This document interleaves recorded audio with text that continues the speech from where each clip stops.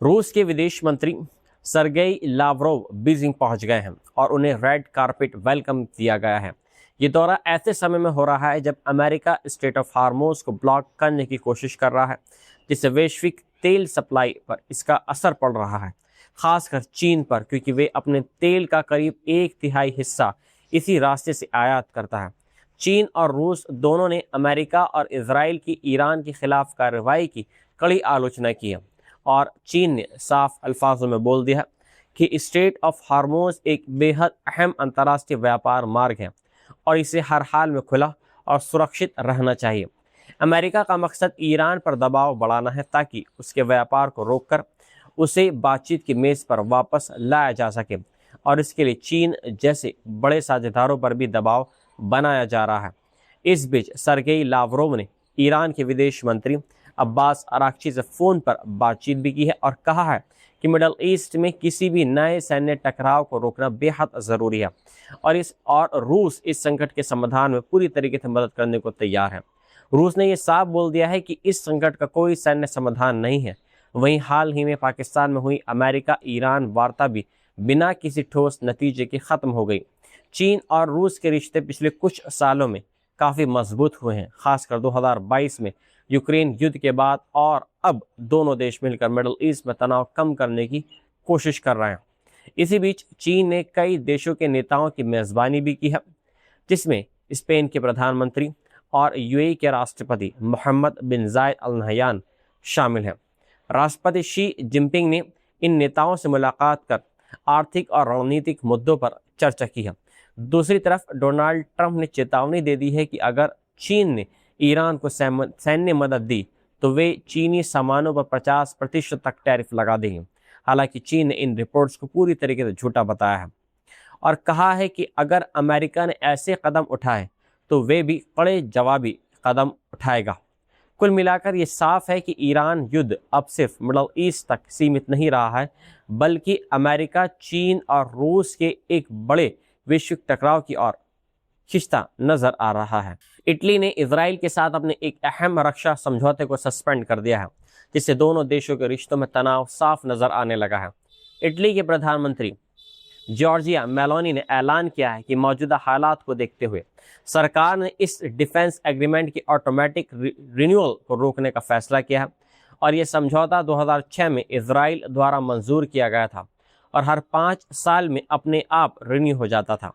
इस डील के तहत दोनों देशों के बीच सैन्य उपकरणों का आदान प्रदान, टेक्नोलॉजी, रिसर्च, ट्रेनिंग और डिफेंस इंडस्ट्री में सहयोग शामिल था।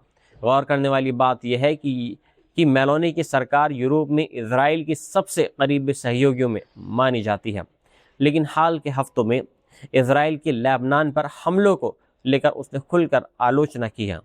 दोनों देशों के बीच तनाव अब और बढ़ गया है जब इटली ने आरोप लगाया है कि इजरायली सेना ने लेबनान में इटालियन पीस कीपर्स के काफिले पर चेतावनी के तौर पर फायरिंग की, जिससे एक वाहन को नुकसान पहुंचा है। हालांकि कोई इसमें घायल नहीं हुआ है। इस घटना के बाद इटली ने इजराइल के राजदूत को तलब कर विरोध जताया है। जवाब में इजराइल ने भी इटली के राजदूत को बुलाया। इस बीच इटली के विदेश मंत्री एंटोनियो तेजानानी ने लेबनान में आम नागरिकों पर हो रहे हमलों को अस्वीकार्य बताया और बैरूत जाकर वहां के राष्ट्रपति जोसेफ आउन से मुलाकात की है। उन्होंने कहा है कि इटली लेबनान के साथ एकजुटता में खड़ा हुआ है। फिलहाल इजराइल की तरफ से इस फैसले पर कोई आधिकारिक प्रतिक्रिया सामने नहीं आई है, लेकिन इस कदम को यूरोप में बदलते रुख और इजराइल पर बढ़ते दबाव की ओर देखा जा रहा है। डोनाल्ड ट्रंप प्रशासन ने वॉशिंगटन में लेबनान और इजराइल के शीर्ष राजनयिकों को आमने सामने बिठाया है। ये 30 साल से ज़्यादा समय में दोनों देशों के बीच पहली सीधी बातचीत थी, लेकिन सबसे हैरान करने वाली बात यह रही कि इस बैठक में सीज़फायर यानी युद्ध विराम एजेंडे में शामिल ही नहीं था और जिस मुद्दे पर सबसे ज़्यादा तनाव है यानी हिजबुल्लाह, उसका कोई प्रतिनिधि भी इस बातचीत में मौजूद नहीं था, जिससे लेबनान के अधिकारियों की स्थिति काफ़ी कमज़ोर नज़र आई है।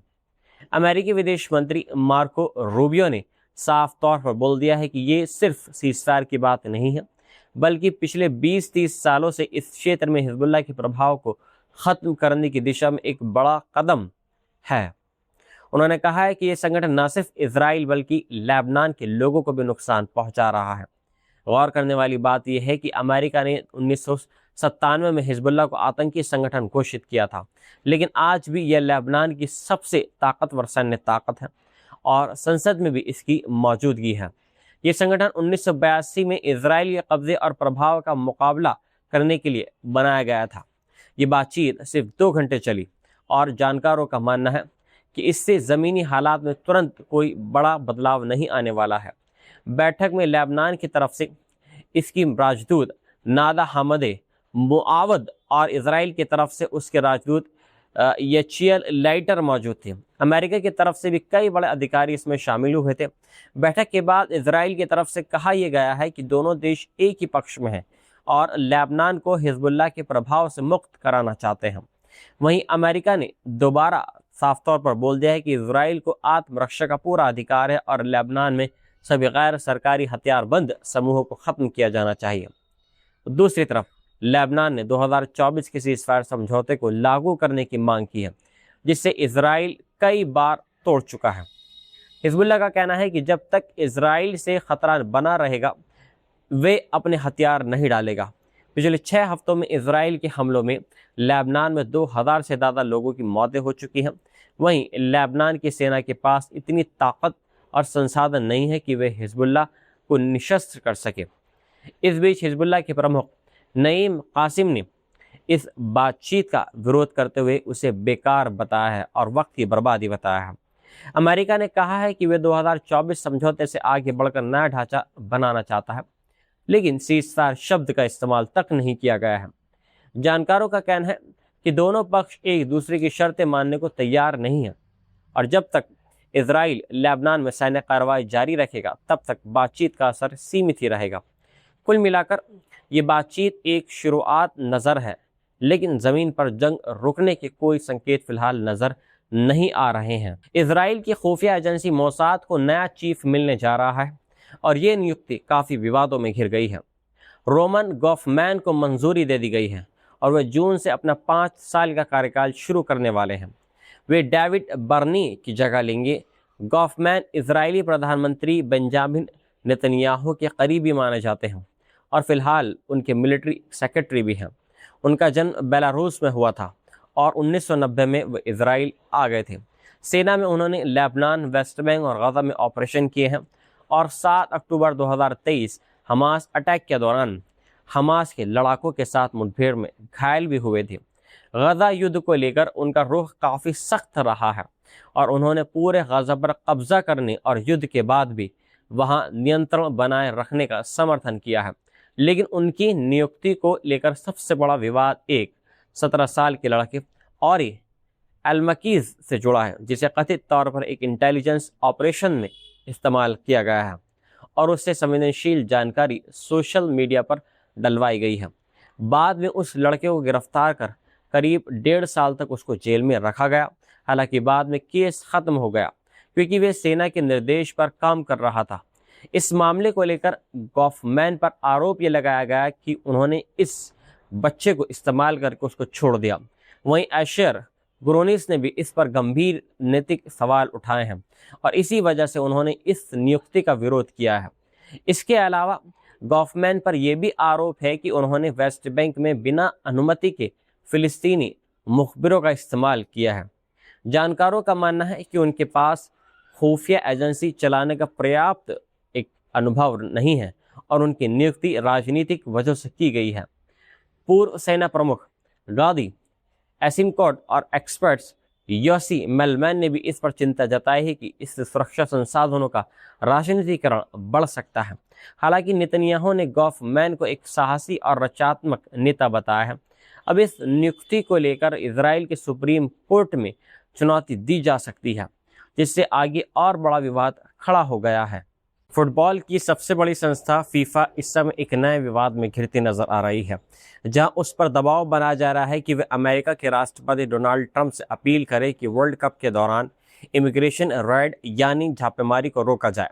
रिपोर्ट्स के मुताबिक फीफा के कई अधिकारियों ने अध्यक्ष गिनी इन्फेंटिनो से कहा है कि वे ट्रंप से सीधे बात करें और मांग रखें कि पूरे टूर्नामेंट के दौरान आईसीई यानी इमिग्रेशन एंड कस्टम्स इन्फोर्समेंट की कार्रवाई पर रोक लगाई जाए। दरअसल फीफा वर्ल्ड कप 2026 इस बार अमेरिका, कनाडा और मैक्सिको में मिलकर आयोजित हो रहा है और इसकी शुरुआत 11 जून से होने वाली है।